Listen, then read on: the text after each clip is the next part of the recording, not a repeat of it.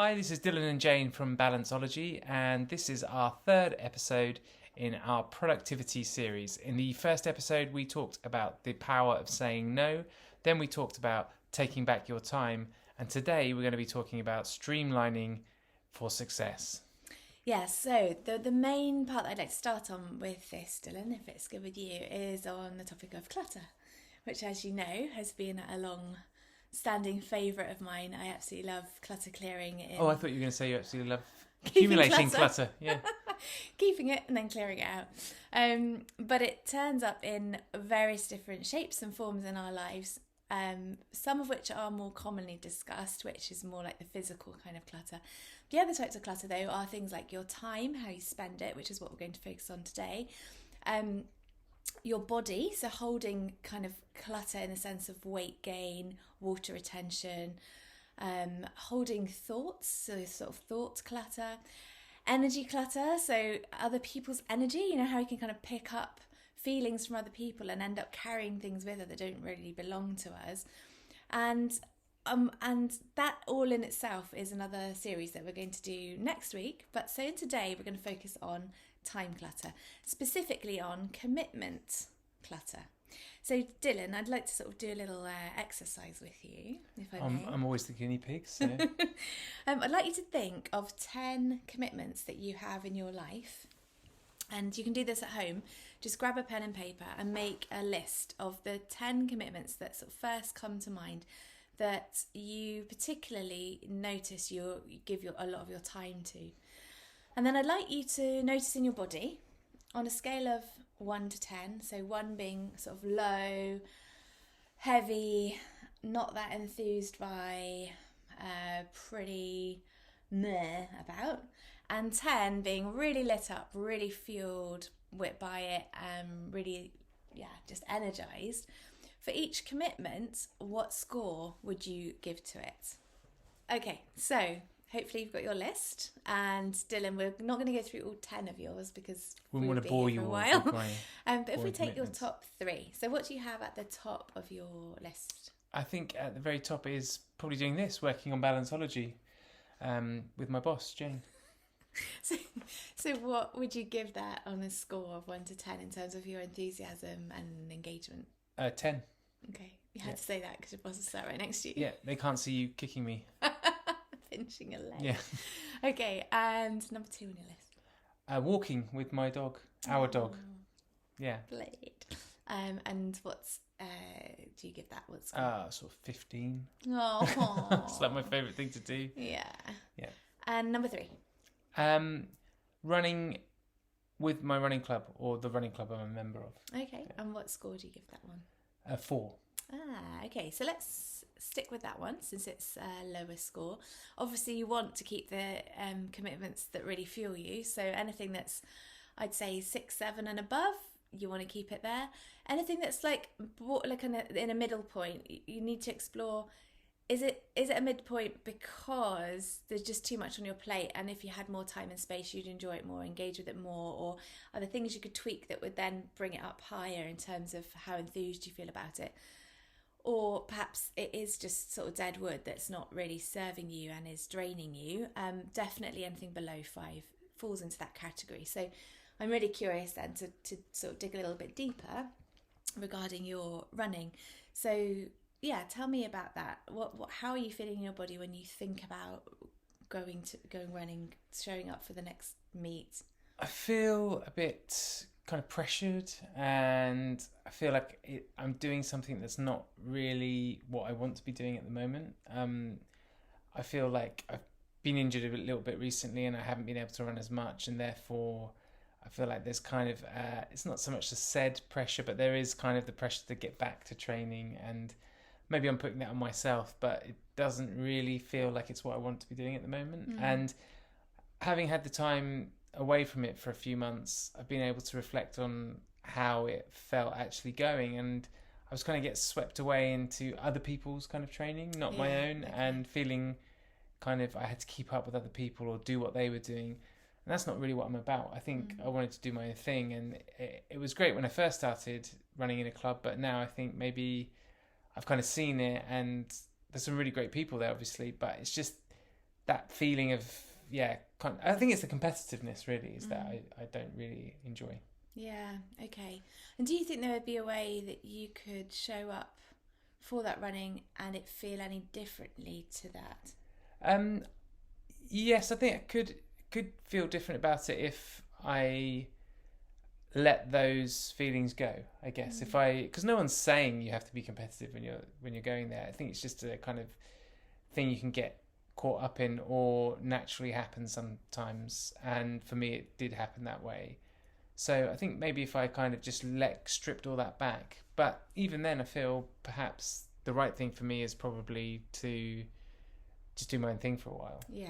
So sometimes there can be quite a kind of a toxic environment, or in this sense a quite competitive environment, which in itself can be toxic, that even with a different approach to coming to that place, you just know deep down it's just not really right for you. And that's how I feel. I mean, and I wouldn't say it's toxic in this environment, but it's for me it's not the healthiest. I think for some people they can definitely flourish in that environment, but for me it was probably not best suited to my kind of long-term goals and also just my general kind of personality maybe.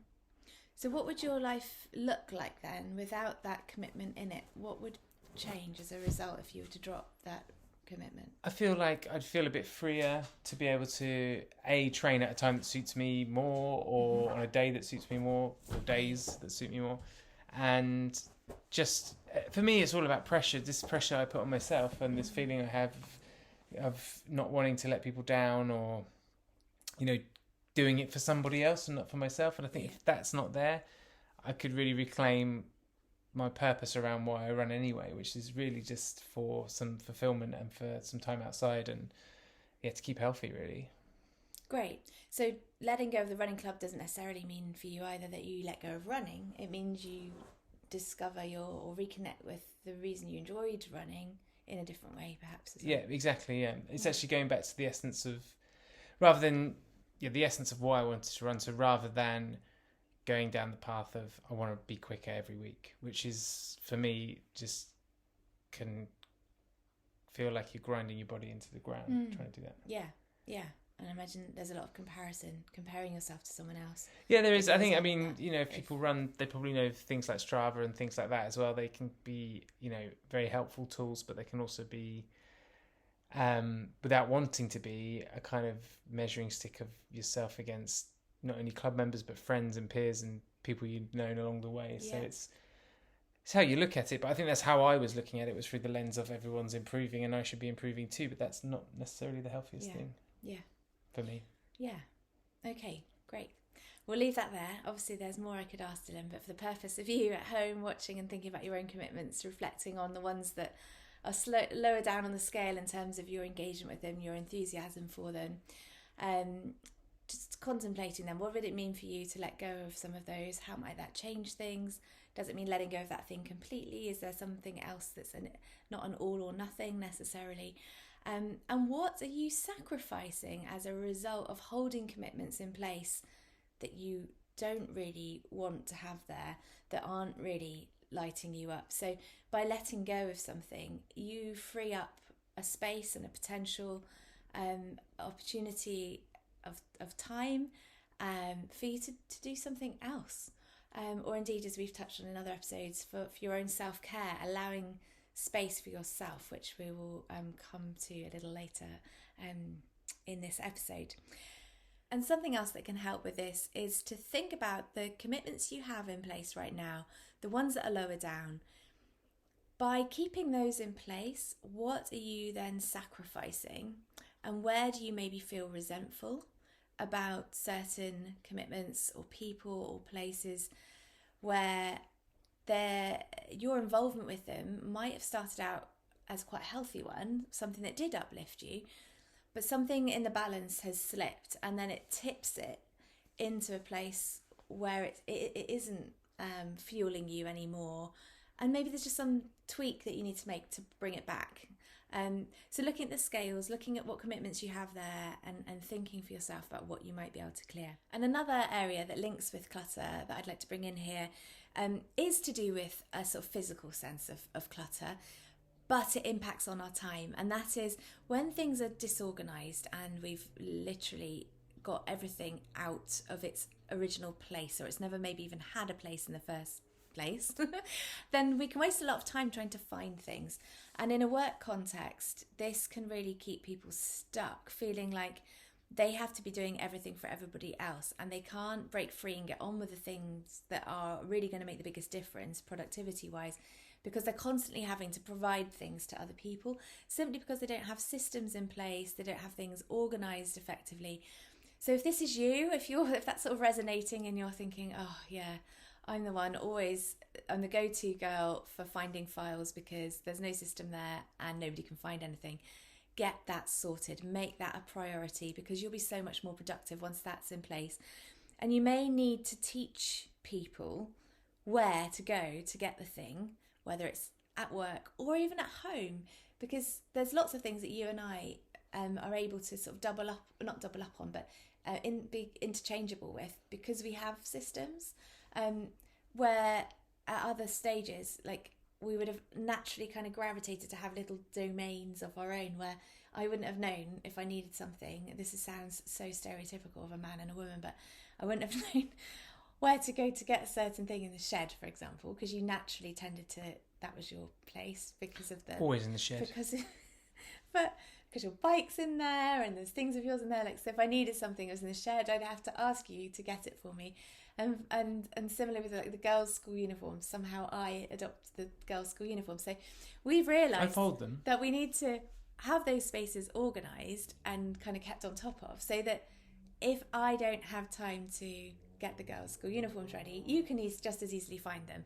If I need to get something out the shed, I can still go in there and get it. That's just a very simple example. You need to take ownership for that. Yes. You need to understand that the shed is a open space for anybody to use. Yeah, domain. it's exactly. It's So there is an aspect of getting systems in place for things to save you time and for you to be more productive. And then also there's something about space in general, about clearing space in your time and allowing yourself to have that space without anything filling it. And that can be something that is easier said than done. And it's one of the biggest things that I work on with people when they've burned out.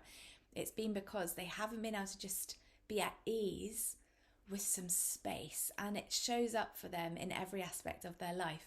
And one of the key things I need to teach is how to know when you're done. So in one of the previous episodes, I talked about prioritising your rocks. This was in the procrastination series. How when you've got your day ahead and you're looking at all the things that need to be done, and there's always a never-ending to-do list, right? But you pick the top 3 things, or for that one day, it might just be one thing, the meatiest thing, the thing that's going to make the biggest difference, and you get those things done first. Around that same time, if you can set an ideal for yourself of, if I have managed to accomplish this today, then I am done. And when you reach that point, it might be earlier than you think it will be. You actually give yourself permission to then be done for the day, not to allow other things to swarm in and fill up. So you keep some space for you. So you keep some space for your rest. But most importantly, and this is where it links with productivity, is you keep space for creativity to come in, for that refreshed sense of energy that then means the next day when you come to doing the task of the day, you're arriving at it feeling fresh, feeling recharged, and with fresh thinking as well. And give yourself some credit for having done something well and done it early as well. Don't feel like you can't stop and reflect on it, and you have to rush to the next thing. Taking that moment to pause and to actually say to yourself, I did a good job there, and clear that space afterwards for, like Jayne said, some creativity or some you time to refuel, re-energize and go again the next day. Yeah, exactly. Because we're all so busy otherwise, rushing around. Well, if you don't stop, it's usually the case, and we've found this with ourselves and people that we've worked with, if you don't stop, something's going to stop you, and that's when it's like a very hard stop. But if you can take those small micro stops along the way, then you won't have a big hard stop, hopefully. Yeah. So on that note, press pause, go and do something for yourself now, and we'll catch you next week with a new series all about how to clear the other aspects of your clutter. Take care. Bye.